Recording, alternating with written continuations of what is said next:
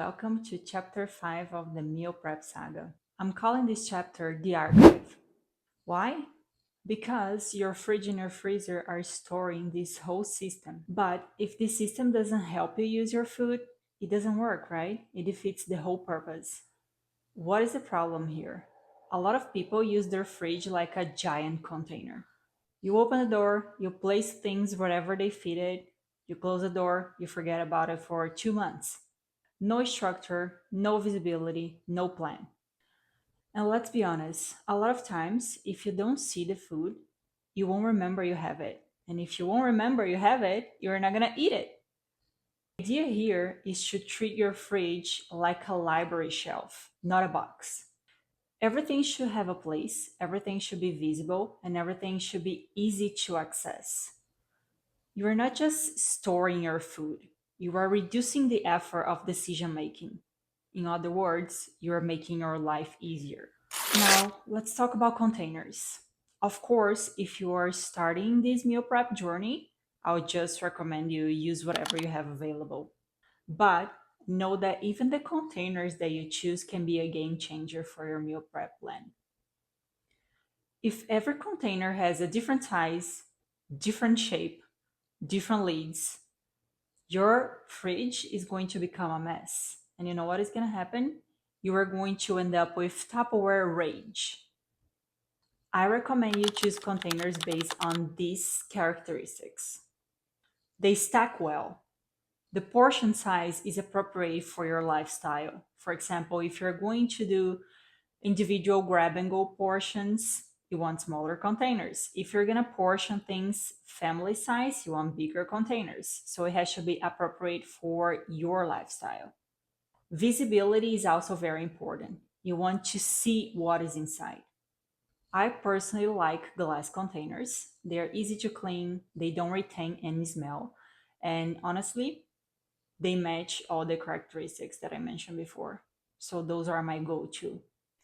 Now that you have your container choices sorted out, how are you going to place them in your fridge? To me, the rule is pretty simple. You should be able to open your fridge and understand your choices right away. No digging around, no guessing games, no what is this mysterious food item kind of moments.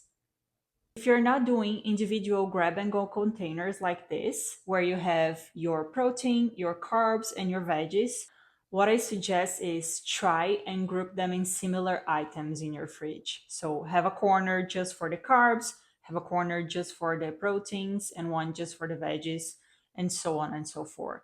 You can also try and put the items that you're gonna grab and go when you are in a rush right in the front. Very easy to access.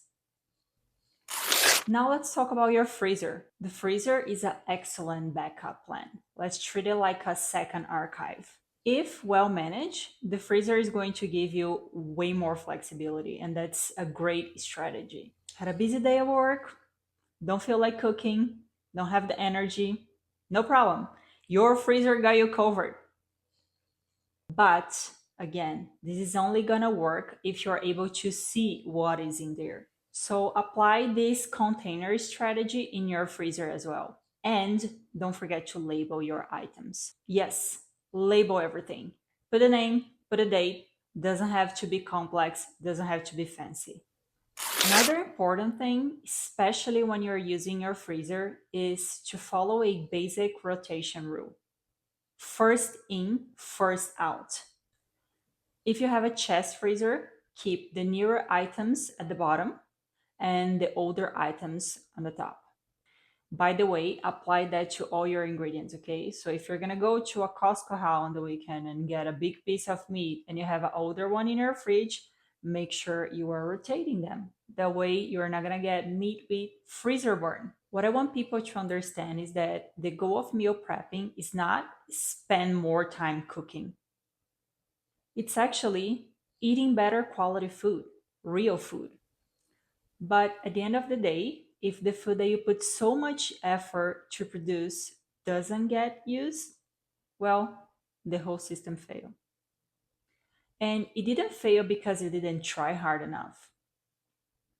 It's most likely because one of the steps or chapters in this case were missing or just poorly executed.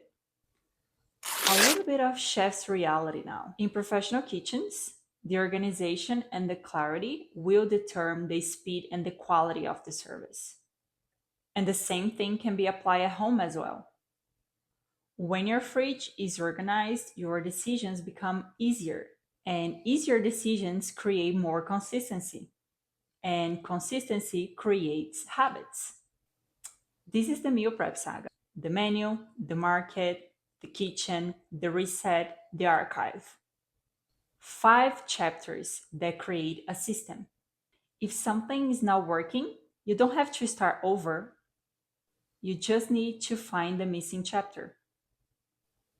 There'll be more adventures in the future, but for now, this is it. Please like and subscribe and support this chef slash content creator wannabe. I'll see you around. Ciao, ciao.